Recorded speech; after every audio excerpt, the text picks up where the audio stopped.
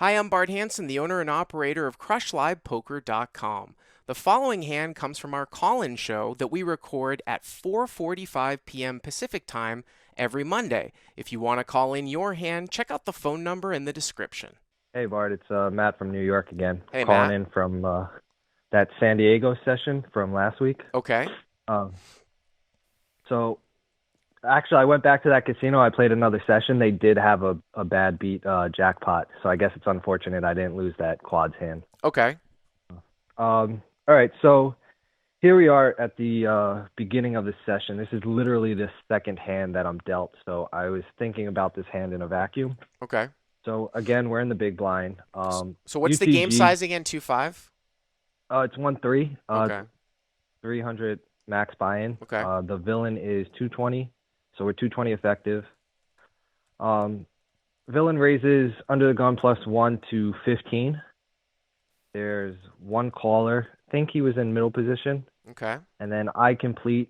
I call him the big blind with Queen 10 of clubs. Okay. So the flop comes Queen, Queen, 7 rainbow. I check. Villain continues for 25. The other player folds, and I check raise to 75. Okay. Now the villain shows flats. So the pot's about 195, and he's only got about 130 left. Okay.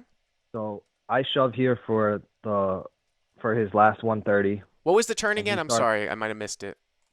The turn is a blank. It's a 3. Okay. It didn't change anything. Okay. So I shove here.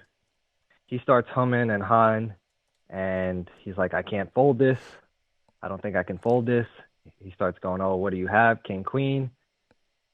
And he's like, oh, if you got king, queen, I still got 3 outs. And I'm like, ah, damn it. So he winds up calling, and he's got queen, jack. Okay. So we wind up losing this hand, but I was really giving this hand a lot of thought, and giving the exact stack size that he has, about 70, 75 big blinds. I think that my play is still a winning play, even though we lose this hand, because with the amount of blockers that for queens that we have, and his raise up front, in early position, like when you consider the amount of aces combos that he has, kings combos that he has, giving him 6 of each of those, 12 combos of hands that I think that he stacks off with, Mm-hmm.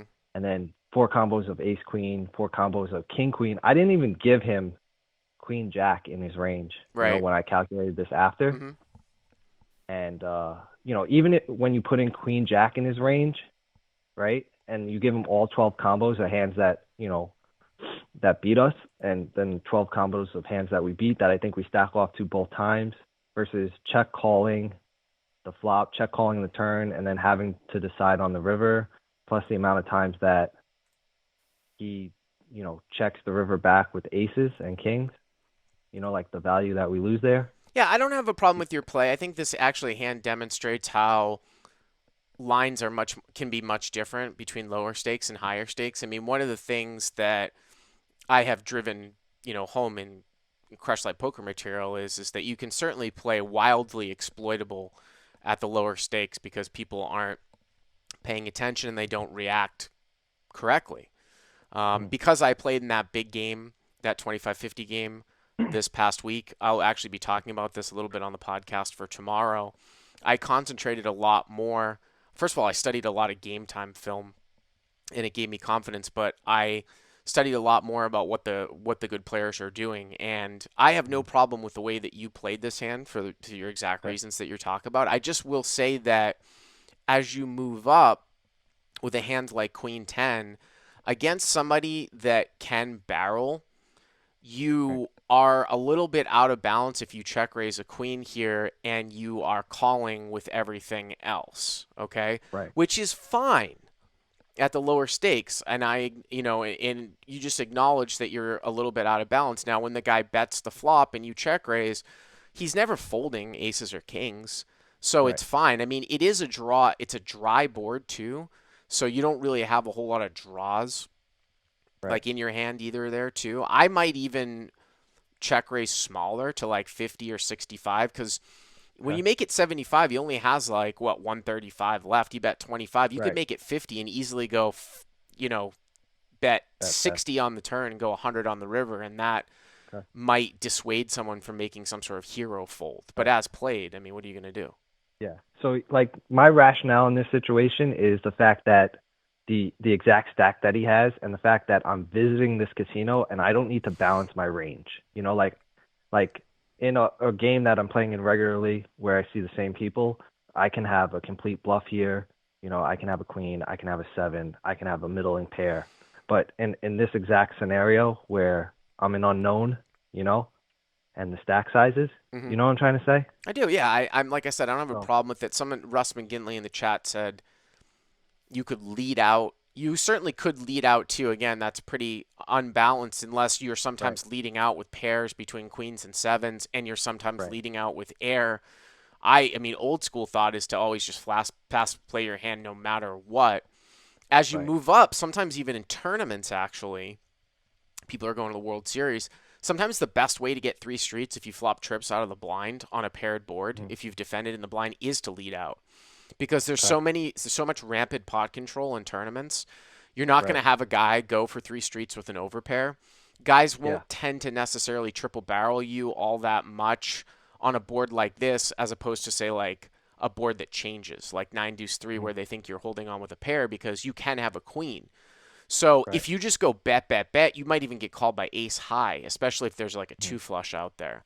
So a lot right. of times when you're completing very wide in a tournament because the antes and you flop trips, I might Mm, just go bet, bet, bet. In a cash game, it's a little bit strange to do so, but right. yeah, I don't really have a problem with the way that you played it.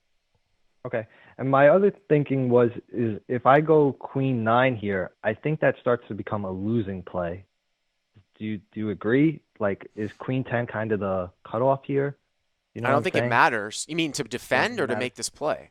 Yeah, to even defend, to like even call. Like if I'm calling with queen nine in the big blind and making the same play, maybe I'm starting to have a negative EV here. What do you think? I don't think your kicker is relevant really to this Okay. hand. Okay. If you're talking about because what's the difference between queen nine and queen ten? I mean, you even said Right. yourself you didn't think the guy was opening with queen jack. Right. You're just trying Okay. to count the combinations, really. Right. That's what I did. Yeah. I was Yeah. just, doubting it. Like I didn't put queen, even when I assessed the hand after, like I said, I didn't put queen jack in his range. But All right. Thanks for the all call. right. Hey guys, if you like what you've seen here, please click on the subscribe button and you'll get notified every time we put up a new video. And if you want to check out CrushLivePoker.com for the first month free, use the code YTA100. Click on the link right there.